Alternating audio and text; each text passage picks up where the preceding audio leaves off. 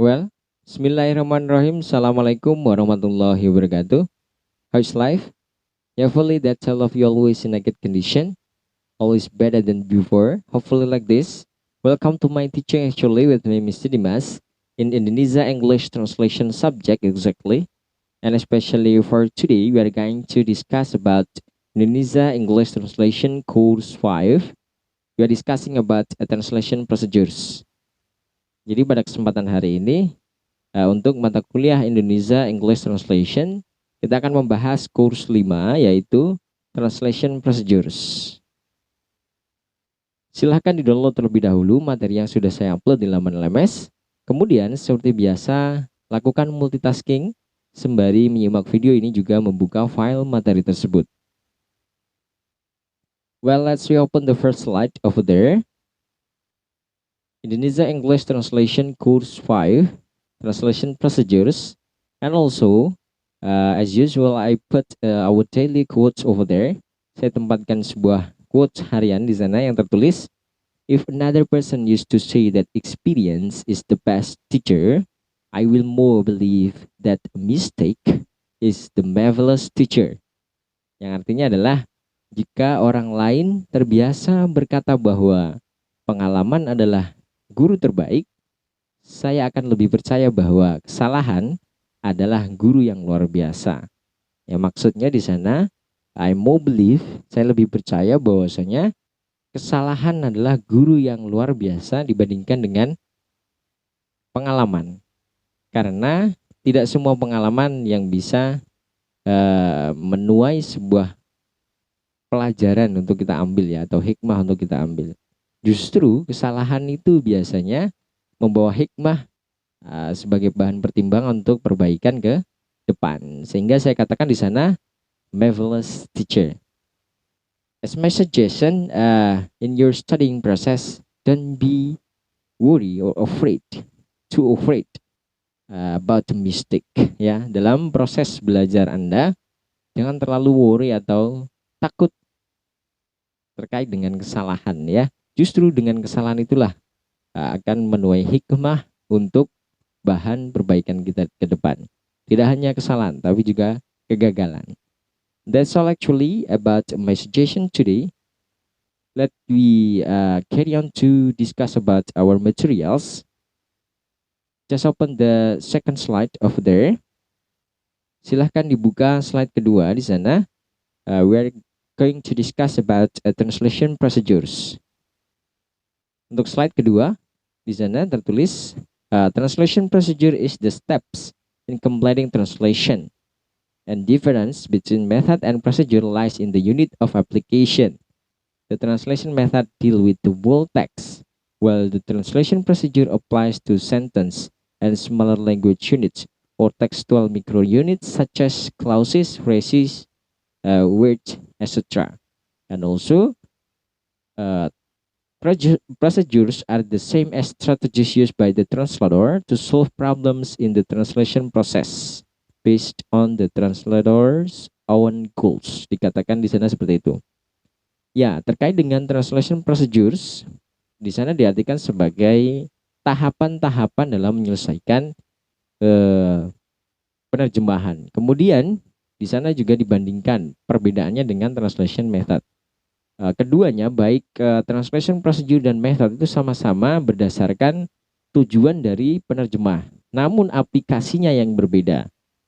Untuk translation method aplikasinya whole text atau tertuju kepada teks secara keseluruhan. Tetapi untuk translation procedure itu diaplikasikan kepada bentuk terkecil dari unit bahasa, mulai dari sentence or clauses, kemudian frasa dan juga kata. Untuk frasa, phrases itu kumpulan kata tapi belum kalimat, belum memuat subjek plus verb. Kalau clauses itu sudah kalimat, minimal satu clause itu subjek plus verb. Itu perbedaannya. Ya, itu perbedaan antara method dan procedure. Di sana disimpulkan, translation procedure is the steps to solve problems in the translation process based on translator's own goals, which applies to sentence and smaller language units or textual micro units such as clauses, phrases, words, etc. Artinya adalah prosedur penerjemahan merupakan tahapan-tahapan dalam menyelesaikan masalah-masalah di dalam proses penerjemahan berdasarkan tujuan dari si penerjemah yang diaplikasikan ke kalimat atau dan juga bentuk unit bahasa yang lebih kecil atau disebut dengan textual microunits seperti klausa, frasa, dan kata di sana. Lalu apa perbedaannya dengan teknik? Untuk method dan prosedur sudah saya jelaskan. Kalau teknik itu kemarin kita artikan sebagai the practical way ya. The practical way used by translator in translating and adjusting equivalent linguistic item of the small text units such as word, phrases, or sentence. Ya, di sana garis bawahi kata adjusting equivalent linguistic item. Jadi kalau translation teknik itu lebih kepada practical way, cara praksis yang digunakan oleh si penerjemah dalam mentranslate dan juga digunakan di sana dengan pemadanan linguistic item. Jadi lebih mencari padanan yang tepat kalau untuk teknik seperti itu. Kalau untuk prosedur, tahapan-tahapan dalam penyelesaian masalah-masalah dalam proses penerjemahan dan didasarkan kepada tujuan si penerjemah itu sendiri, sama dengan method. That's all the differences about translation, method, procedures, and also technique. Well, silakan dibuka untuk slide selanjutnya. Slide ketiga di sana, we are discussing about kinds of translation procedures. Kita akan membahas tentang jenis-jenis dari translation procedures. Untuk yang pertama, menurut Hartono di sana adalah transposition. Nah, untuk transposition ini sebenarnya sudah kita bahas dalam translation techniques. Begitulah ilmu sosial ya. Bahasa Inggris masuk kepada humanity and social science juga, sehingganya terdapat banyak perdebatan teori. Untuk teoritis dari translation juga demikian. Sudah saya jelaskan bahwasanya beberapa expert menyebutkan translation procedure and teknik itu adalah hal yang sama. Tetapi juga ada yang berpendapat bahwasanya translation technique and procedures adalah hal yang berbeda. Jadi dibahas ke dalam kategori teori yang berbeda. Dan juga sebagian jenis dari translation teknik itu juga dibahas dalam translation procedures, menjadi beberapa jenis dari translation procedures. Untuk yang pertama, di sana sebenarnya sudah kita bahas untuk transposition di translation teknik. Ini kita bahas di dalam pengelompokan di translation procedures. Anggap saja sebuah review, begitu saja ya. Untuk yang pertama, transposition, kinds of translation procedures. Transposition, it is the translation procedure which change the grammatical form of the source language asal to the target language, TL. Jadi untuk transposition ini adalah prosedur penerjemahan yang merubah atau mengganti bentuk gramatikal dari bahasa sumber ke bahasa target. There are 4 kinds of transposition procedure. Ada 4 jenis dari transposition procedure. Yang pertama yaitu pergeseran bentuk wajib dan otomatis yang disebabkan oleh sistem dan kaidah bahasa.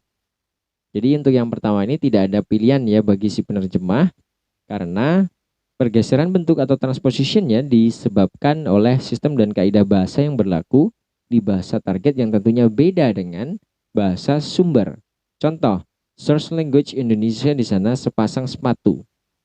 Kata sepatu di sana secara kontekstual itu noun tunggal dalam bahasa sumber Indonesia, menjadi jamak dalam bahasa target English di sana a pair of shoes, ada s-nya, menjadi noun plural atau noun jamak. Itu untuk contoh yang pertama.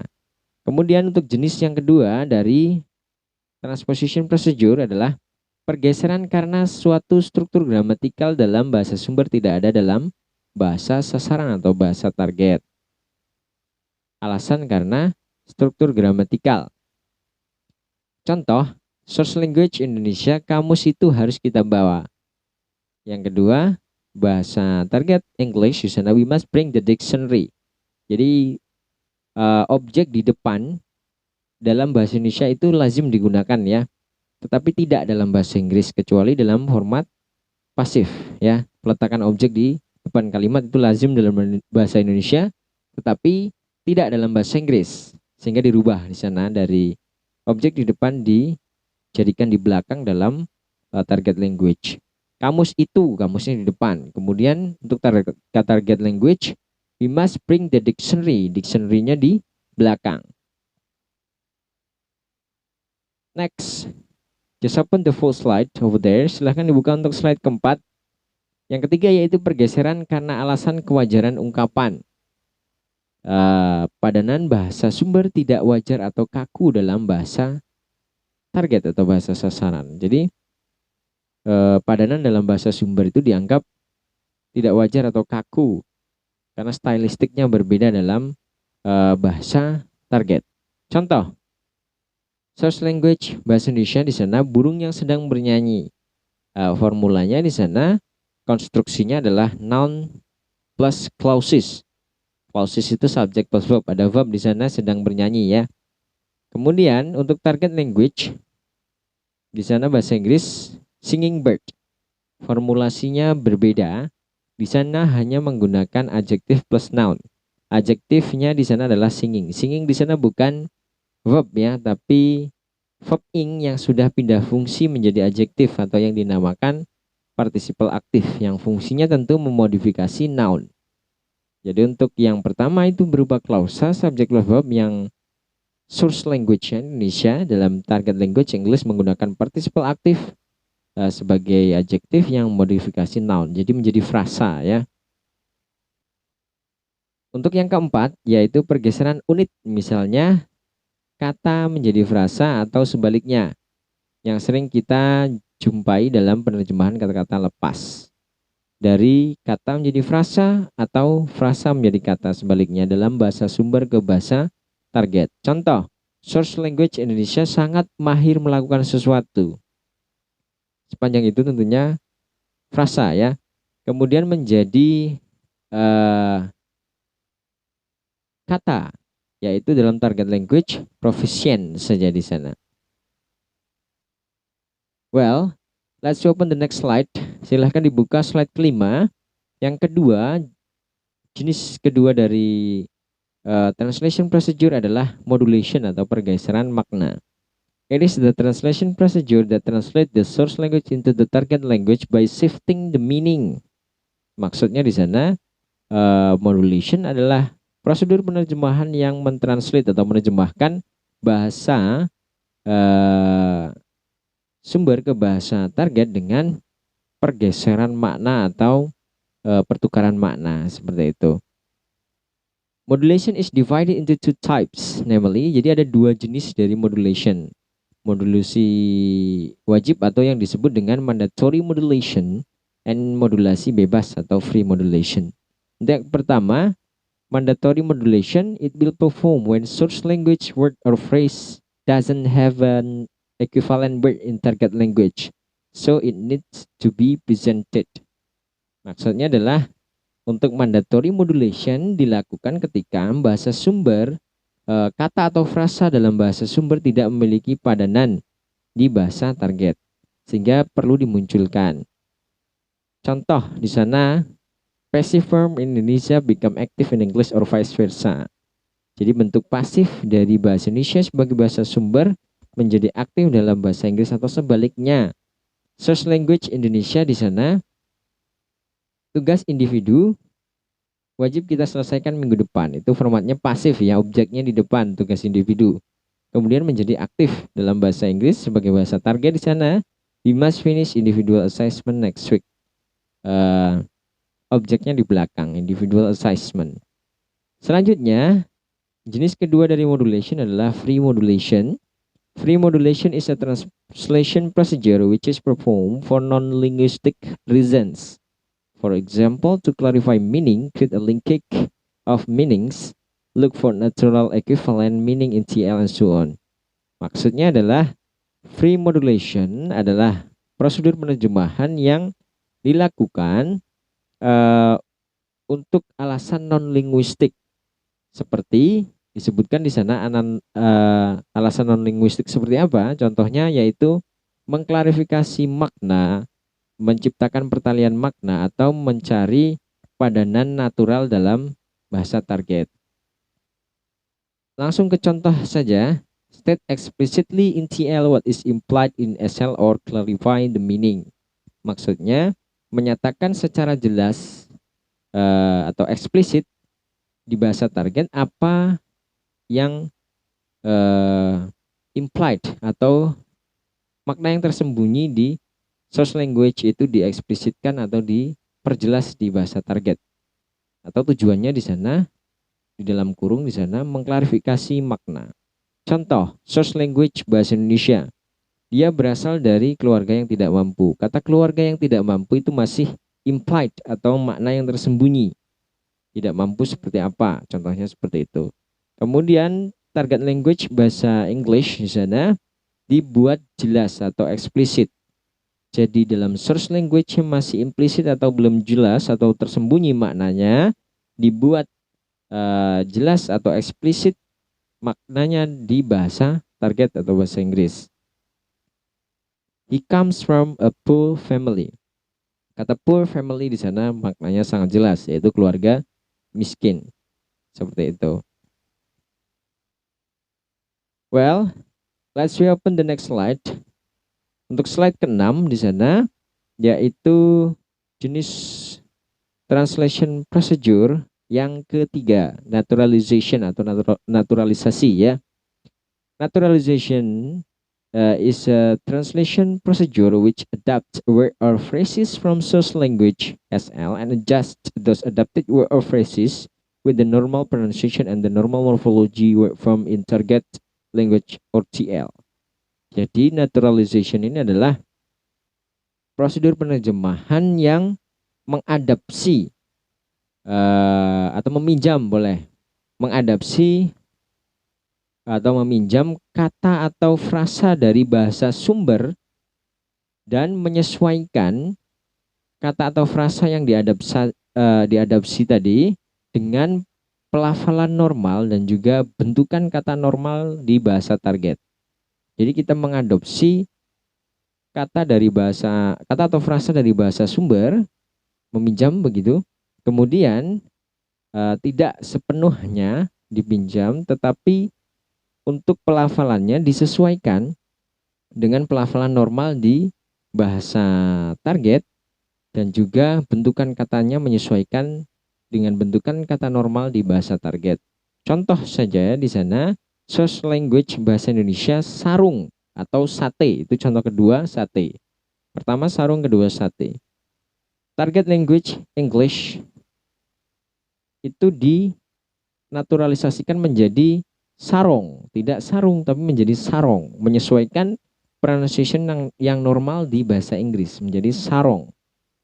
Nah, ini bentuk naturalisasi seperti ini. Sate dalam bahasa Indonesia dinaturalisasi dalam bahasa Inggris satai. Tidak original sate, tapi disesuaikan dengan normal pronunciation dan bentukan kata yang normal di bahasa target bahasa Inggris di sana. Kemudian untuk jenis yang keempat, translation procedure adalah contextual conditioning atau pemadanan berkonteks. Contextual conditioning is the translation procedure which places an information in context, so the meaning can be clearly understood by recipient or the users of target language. Maksudnya adalah contextual conditioning atau disebut dengan pemadanan berkonteks merupakan prosedur penerjemahan yang menempatkan informasi di dalam konteks. Jadi ada informasi tambahan yang disisipkan dalam konteks itu sendiri, sehingga makna itu dapat dengan jelas dimengerti oleh resipien atau pengguna dari bahasa target. Contoh, kata good evening dalam bahasa Inggris sepadan dengan konteks kata selamat malam dalam bahasa Indonesia. Sedangkan good night dalam bahasa Inggris sepadan dengan konteks perpisahan di malam hari. atau selamat berpisah atau selamat tidur dalam bahasa Indonesia. Nah, konteks good evening itu sama dengan selamat malam. Berbeda dengan good night. Sebenarnya untuk konteks bahasa Indonesianya, good night dalam bahasa Inggris itu sama halnya dengan selamat berpisah atau selamat tidur. Ketika berpisahnya pada malam hari, itu baru kita ucapkan good night. Tapi untuk selamat malam biasa, good evening. Contoh yang lain di sana yaitu search language Indonesia, saya suka mawar. Dalam bahasa Indonesia di sana sebagai bahasa sumber, saya suka mawar.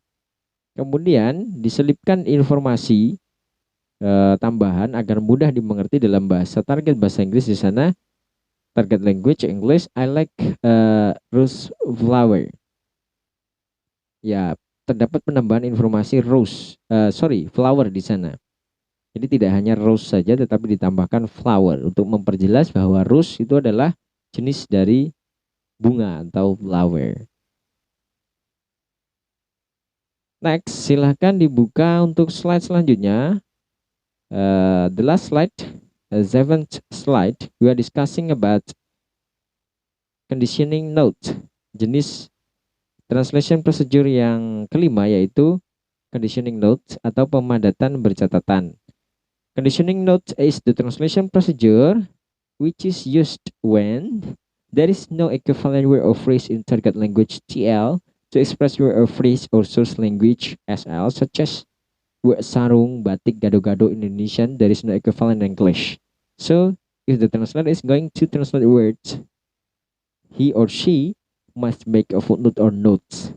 Maksudnya adalah ya untuk pemadanan bercatatan atau conditioning note adalah sebuah prosedur penerjemahan yang digunakan ketika memang tidak ada sama sekali padanan kata atau frasa dari bahasa sumber tadi di bahasa target untuk mengekspresikan kata atau frasa di bahasa sumber. Conditional note ini dilakukan ketika tidak ada sama sekali padanan kata atau frasa dalam bahasa target untuk mengekspresikan kata atau frasa dari bahasa sumber tadi. Seperti contoh dalam source language Indonesia into target language English ya.